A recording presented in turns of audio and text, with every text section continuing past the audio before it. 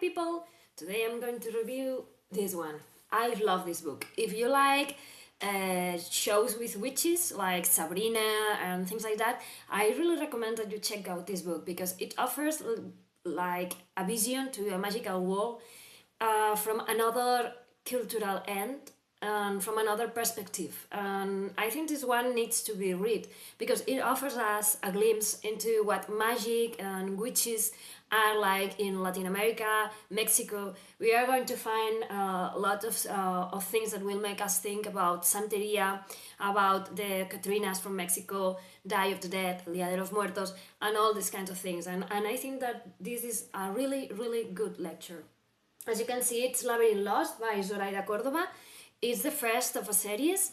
There's another one already published. It's called Bruja. And I have to say that I was really, really surprised by this book. I love it a lot. I will put the summary of the book in here. But I have to say that we find, like, when we began the book, we find a family of witches. There's like the mother, two sisters, and another sister that she doesn't want to have powers. Her two sisters think that she hasn't already developed her powers and are trying to make spells. Only in this book they are not called spells but cantos, and they are trying to make cantos to awaken the magic of their sister. But the truth is, Alex already has magic powers, but she doesn't want to use them because one time seems that something awful happened when she used her powers. And she wants to, hide her powers, just make them disappear. She doesn't want to be a witch. She doesn't want this kind of life.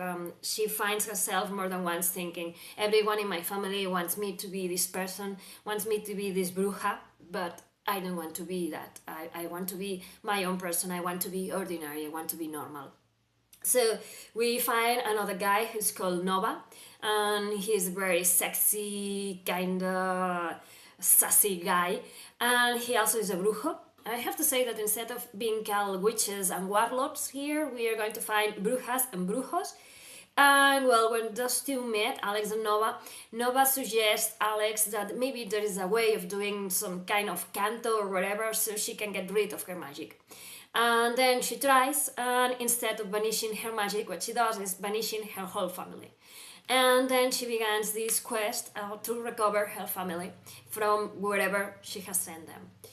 And there is another character that's very, very important apart from the members of the family of the brujas and brujos, who's called Rishi. Rishi is the best friend of Alex, and she is also another diverse character.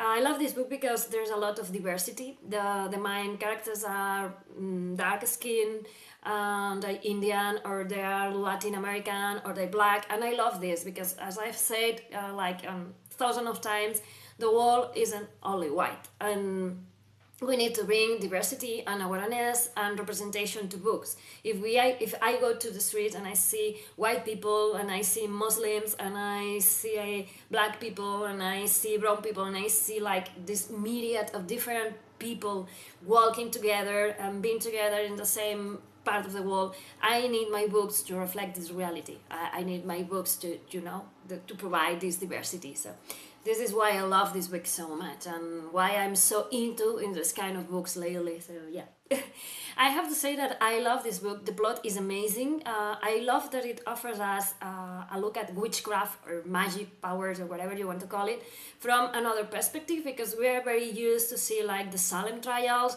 or Sabrina Spellman, the series, and we are very used to see magic from this white perspective. But there's a lot of other cultures that practice magic, like, as I said before, Santeria, Voodoo, Mexico and the Day of the Dead, and there's a lot of different takes and different cultures that offer us like another perspective. And I love this book because it offers us a way to see witchcraft and brujos and brujas from another point of view, and I love it, and I love the stories that are told here and the world that the author has created. Just at the end, she's going to explain us a bit about the magic things that appear in the book, where she has taken inspiration and what she has created herself.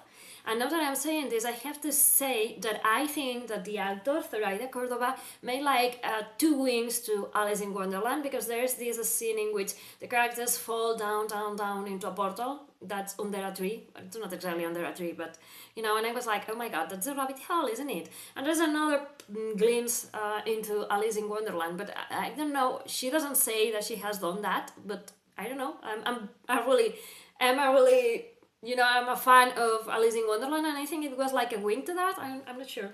As I say, you're going to love the world building that the author does, because she creates not only the witchcraft things, but she creates like a new world where all the action in this book happens, and she creates tribes and different kinds of people that populate this world, and all of them feel like real persons or real places, and I love that. I also have to say that the characters of the book are amazing, because they grow and they evolve, and there are hints of something more, and in relationships we also go out of the heterosexual normative, you know, we are going to get glimpses to another kind of loving, which I loved. Yeah, I'm getting repetitive here.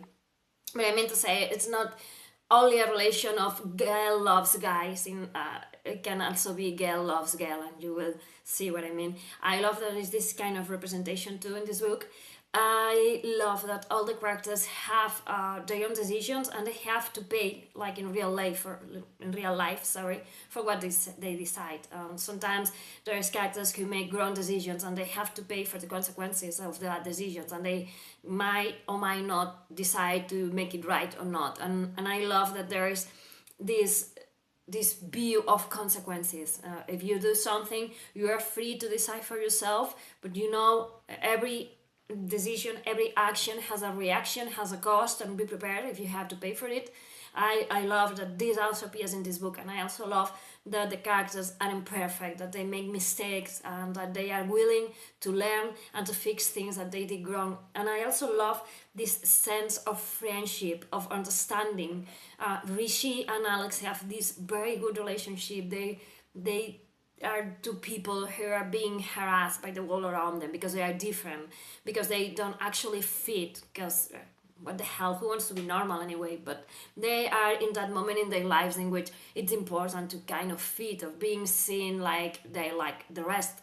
And so they pick up by bullies, and the relationship they have, they support each other, they love each other. Well, you are with me, everything is okay. So it's beautiful. I mean, that's gorgeous.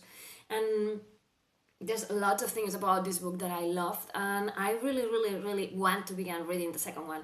It has to arrive next week, so yeah, I really have to delve deep into that one. If you're thinking about reading this book, stop thinking, begin reading, because I assure you, it's worth your while. It's an amazing read. It's full of amazing worlds, of amazing characters, and you are going to fall into it, down the rabbit hole, and you won't be able to stop reading until you finish the book. So yeah, begin reading.